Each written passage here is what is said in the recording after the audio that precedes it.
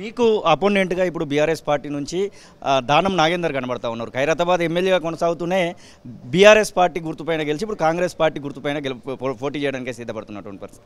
మరొక వైపు ఎమ్మెల్యేగా సిట్టింగ్ ఎమ్మెల్యేగా ఉంటుంటే మరొక వైపు అయితే కనబడుతున్నటువంటి బీఆర్ఎస్ పార్టీ నాయకులు కూడా కనబడతా ఉన్నారు. అసలు అపోనెంట్ ఎవరు అనుకుంటున్నారు?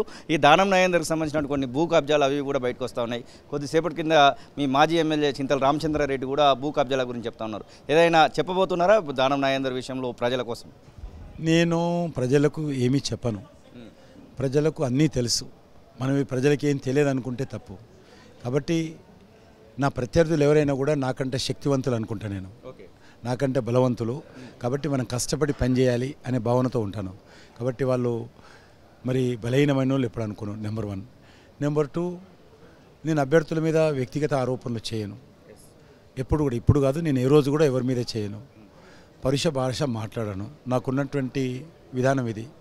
కొంతమందికి నచ్చకపోవచ్చు, సౌమ్యంగా మాట్లాడితే నచ్చకపోవచ్చు, ఘాటుగా మాట్లాడితేనే కొంతమంది నాయకుడు అనుకుంటారు. అయినప్పటికీ కూడా నేను ఈ విధంగానే ఉంటాను.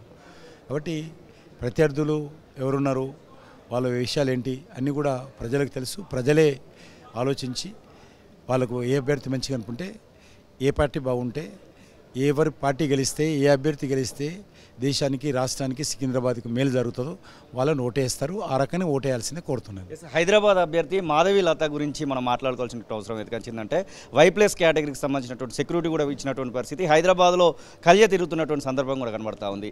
అసలు హైదరాబాద్ బీజేపీ వైపుగా రావడానికి ఒక స్ట్రెస్ సరిపోతుంది అనుకుంటున్నా? తప్పకుండా వాతావరణం ఆ రకంగా ఉంది. అందుకే అసదుద్దీన్ ఓవైసీ పోయి కాంగ్రెస్ పార్టీ హైకమాండ్ దగ్గర మాకు సపోర్ట్ చేయాలని కాలవేరానికి వచ్చినటువంటి విషయం చూస్తూ ఉన్నాను. ఎప్పుడైనా ఆయన దగ్గరికి అందరిని పిలుచుకునేవాడు.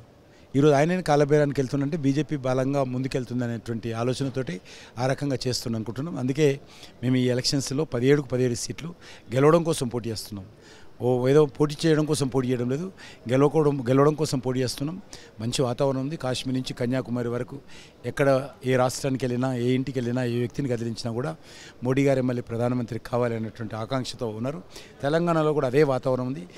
ధనిక, పేద, గ్రామం, పట్టణము, యువకులు, పెద్దలు అనే తేడా లేకుండా అన్ని వర్గాల ప్రజలు కూడా మరి ఏం మాట్లాడినప్పుడు కూడా చివరికి ఎవరు ప్రధానమంత్రి కావాలి అంటే నరేంద్ర మోడీ గారే ప్రధానమంత్రి కావాలి. ఎవరు ఓటేస్తామంటే బీజేపీకే ఓటేస్తాననేటువంటి ఆలోచనతో ఈరోజు అన్ని వర్గాల ప్రజలు అభిప్రాయాలు వ్యక్తం చేస్తున్నటువంటి నేపథ్యంలో ఆ దిశలోనే మా ప్రచారం ముందుంటుంది.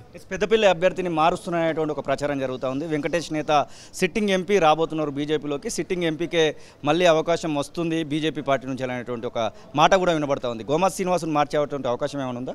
ఇంతవరకు ఆ నిర్ణయం ఏం తీసుకోలేదు. ఒకవేళ నిర్ణయం తీసుకుంటే చెప్తాను. నకిలీ తొలి వెలుగు చక్కర్లో పడద్దు. అసలైన తొలి వెలుగును ఫాలో అవ్వండి.